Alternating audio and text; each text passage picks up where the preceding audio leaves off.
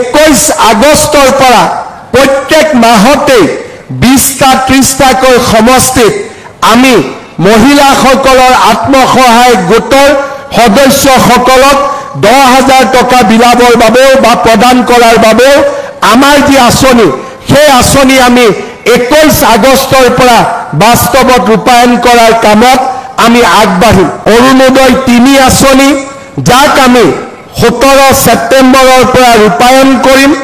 অসমৰ 38 লাখ পৰিয়ালে অৰুণোদয় 3 আঁচনিৰ জৰিয়তে মাহত 1250 টকাকৈ পাবলৈ সক্ষম হ'ব। ইয়াৰ লগে লগে যিসমূহ পৰিয়ালে অৰুণোদয় আঁচনি পাব সেই পৰিয়ালসমূহে যেতিয়া গেছ কিনিব তেওঁলোকে গেছৰ বাবতো আৰু 250 টকা বেংকৰ একাউণ্টত লাভ কৰিব। অৰ্থাৎ 1250 টকা অৰুণোদয়ৰ কাৰণে পাব আৰু যেতিয়াই পৰিয়ালটোৱে গেছ কিনিব সেই গেছ কিনাৰ লগে লগে গেছৰ সাবসিডি হিচাপে আৰু 250 টকা তেওঁলোকৰ বেংক একাউণ্টত আমি দিয়াৰ বাবে সিদ্ধান্ত গ্ৰহণ কৰিছোঁ। মন্ত্ৰীৰ আত্মনিৰ্ভৰশীল অসম আঁচনি আদিৰ জৰিয়তে অসমৰ যুৱক যুৱতীৰ মাজত আমি নতুন আশাৰ সৃষ্টি কৰিবলৈ সক্ষম হৈছোঁ।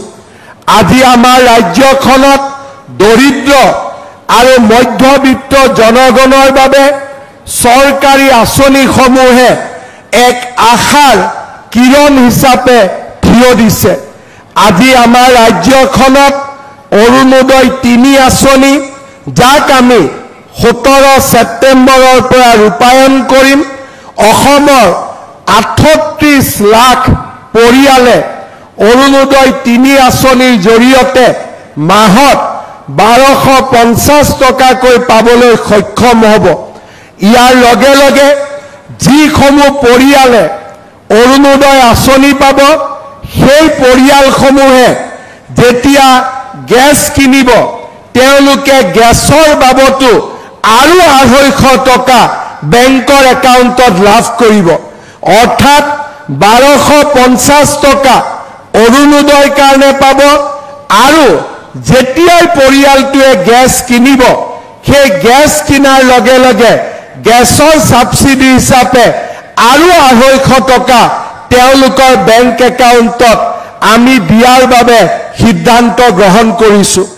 আমাৰ ৰাজ্য চৰকাৰে ৰাজ্যৰ 40 লাখ মহিলাক উদ্যমিতা আঁচনিৰ জৰিয়তে আমি তেওঁলোকক এণ্টাৰপ্ৰেনিয়ৰ কৰিবৰ বাবে সিদ্ধান্ত লৈছোঁ আৰু 21 আগষ্টৰ পৰা প্ৰত্যেক মাহতে 20টা 30টাকৈ সমষ্টিত আমি মহিলাসকলৰ আত্মসহায়ক গোটৰ সদস্যসকলক 10,000 টকা বিলাবৰ বাবেও বা প্ৰদান কৰাৰ বাবেও আমাৰ যি আঁচনি সেই আঁচনি আমি 21 আগষ্টৰ পৰা বাস্তৱত ৰূপায়ণ কৰাৰ কামত আমি আগবাঢ়িম।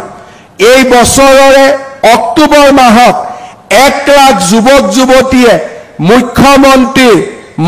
মুখ্যমন্ত্ৰীৰ আত্মনিৰ্ভৰ অসম আঁচনিৰ জৰিয়তে ব্যৱসায় আদি কৰাৰ বাবে 2 লাখ টকাকৈ লাভ কৰিব।